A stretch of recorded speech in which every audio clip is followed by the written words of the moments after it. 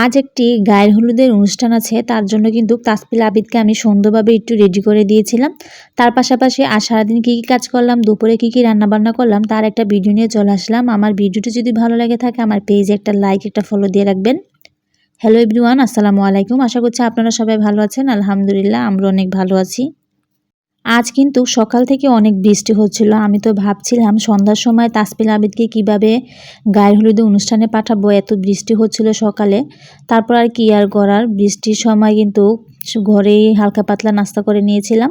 সকালে আর তেমন কিছু নাস্তার আয়োজন ছিল না, গতকালকে যা ছিল তা দিয়ে সকালে নাস্তাটা করে নিয়েছিলাম। নাস্তা খাওয়া দাওয়া শেষ করে তারপর তাসপিলকে পড়তে বসিয়ে দিয়েছি, কারণ ওর কিন্তু দ্বিতীয় সেমিস্টার পরীক্ষা চলছে। এজন্য বসে বসে যে পড়ালেখা করছিল আর আমি একটু বৃষ্টিটা বাইরে দেখছিলাম। বৃষ্টি পড়লে কিন্তু ভালোই লাগে, শরীরটা ঠান্ডা লাগে আর বাড়িঘরও ঠান্ডা থাকে। কিন্তু একটাই সমস্যা, চারদিকে শুধু কাদা হয়ে যায়, ঘর থেকে বাহির হওয়া যায় না। তারপর সব কাজকর্ম করে দুপুরে রান্নারও আয়োজন শুরু করে দিয়েছে। মা আজ দুপুরে রান্না করেছিল ছোট ছোট চিংড়ি মাছ দিয়ে লাউ তরকারি। লাউ তরকারিটা খেতে অনেক বেশি মজা হয়েছিল। ধনিয়া পাতা দেওয়ার কারণে তরকারিটা দেখতে আরও অনেক সুন্দর দেখাচ্ছিল আর খেতেও অনেক বেশি মজা হয়েছিল। লাউ তরকারিটা রান্না করা হয়ে গেলে এখানে একটি মাছের তরকারি রান্না করবে কচুরমুহি দিয়ে। তার জন্য কিন্তু প্রথমে কচুগুলো সিদ্ধ করে নিয়েছিল। এখানে মাছ দিয়ে রান্না করবে, তার জন্য মাছের উপরে হলুদ মরিচ লবণ দিয়ে ভালোভাবে মেখে মাছগুলো একটু ভেজে নামিয়ে নিয়েছে। এখন একই কড়াইতে কিন্তু তরকারিটা রান্না করে নিয়েছিল।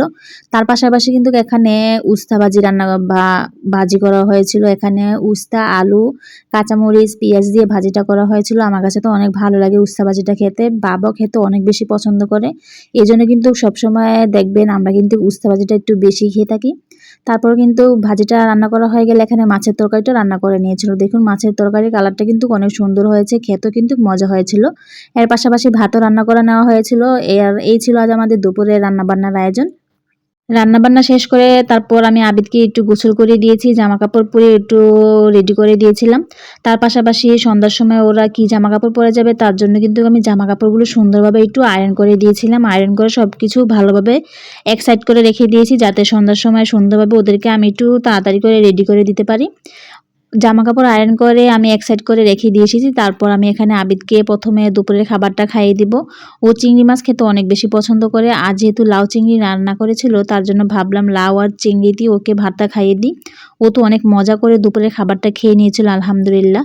ও চিংড়ি মাছ খেতে অনেক বেশি পছন্দ করে, এই জন্য চিংড়ি মাছ দেখে ও লাউ তরকারিটা দিয়ে খাবারটা খেয়েছিল।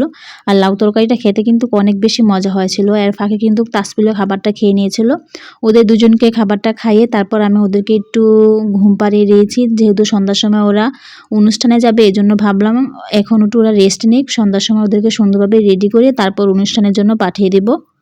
তারপর কিন্তু আমরা সবাই একসাথে বসে দুপুরের খাবারটা খেতে বসে পড়লাম। প্রথমে কিন্তু আমি এখানে ভাজি দিয়ে ভাতটা খেয়েছিলাম, সাথে কাঁচামরিচ নিয়েছিলাম। কাঁচামরিচগুলো অনেক ঝাল ছিল আর অনেক মজাও লেগেছে খেয়ে। ভাজিটা দিয়ে খাওয়া হয়ে গেলে গতকালকে লতি তরকারিটা ছিল, সেই লতি তরকারির সাথে লেবু নিয়ে আমি খেয়ে নিয়েছিলাম। আলহামদুলিল্লাহ লতি তরকারিটা খেতে কিন্তু অনেক বেশি মজা হয়েছিল, আমার কাছে তো অনেক বেশি ভালো লেগেছিল খেতে। তারপর এখানে কচুরমুহি তরকারি নিয়েছি, এখানে কিন্তু অল্প একটু তরকারি নিয়েছি, অল্প ভাত নিয়েছি। তারপর আমি মাছের তরকারিটা মেখে তারপর মাছের তরকারিটা দিয়ে খেয়ে নিয়েছিলাম। যেহেতু আমি পাঙ্গাস মাছ খাই না এজন্য শুধু তরকারিটা নিয়ে খাবারটা খেয়েছিলাম। মাছের তরকারিটা খেতে কিন্তু অনেক বেশি মজা হয়েছিল। সবচেয়ে বেশি মজা হয়েছিল লাউ তরকারিটা খেতে। চিংড়ি মাছ দিয়ে লাউ তরকারি খেতে কে কে পছন্দ করেন? আমার কাছে তো অনেক বেশি ভালো লাগে। আমি অনেক মজা করে লাউ চিংড়ি দিয়ে খাবারটা খেয়ে নিয়েছিলাম। আজ দুপুরের খাবারগুলো খেতে কিন্তু অনেক বেশি মজা হয়েছিল আলহামদুলিল্লাহ। খাওয়া দাওয়া শেষ করে তারপর কিন্তু একটু রেস্ট নিয়েছি। রেস্ট নিয়ে তারপর বিকেলে আসরের নামাজটা পড়ে তারপর আমি তাসপিল আবিদকে রেডি করতে বসে পড়লাম। আবিদ তো অনেক জ্বালাচ্ছিল, ওকে বলছিল ওকে প্রথমে রেডি করে দিতাম, ও প্রথমেই চলে যাবে। ও বলতেছিল ওখানে লাইট সব কিছু রেডি করে ফেলেছে, আমার এখনই যেতে হবে। এজন্য তাড়াতাড়ি করে ওকে রেডি করে দিয়েছিলাম।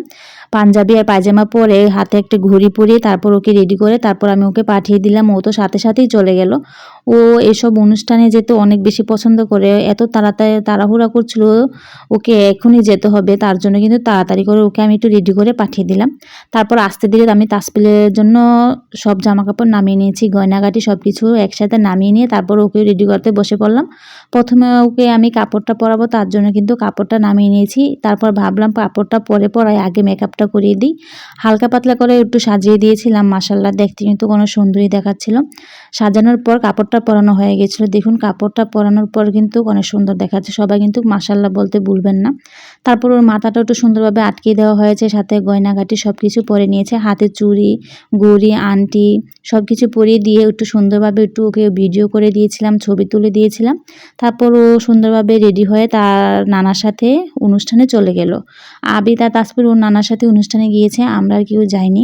ওরা অনেক গায়ে হলুদের অনুষ্ঠানে বা যে কোনো অনুষ্ঠানে যেতে অনেক পছন্দ করে, এজন্য শুধু ওদের দুজনকেই পাঠিয়েছিলাম। আমরা আবার আগামীকাল সবাই একসাথে যাব। আগামীকাল ভিডিও আবার আপনাদের সাথে শেয়ার করব। আর এই ছিল আজ আমাদের সারাদিনের একটি ফুল ভিডিও। আমার ভিডিওটি যদি ভালো লেগে থাকে আমাদের সাথেই থাকবেন, লাইক, ফলো, সাবস্ক্রাইব করে তানজিন আক্তার ব্লগের পাশেই থাকবেন। সবাইকে অনেক ধন্যবাদ।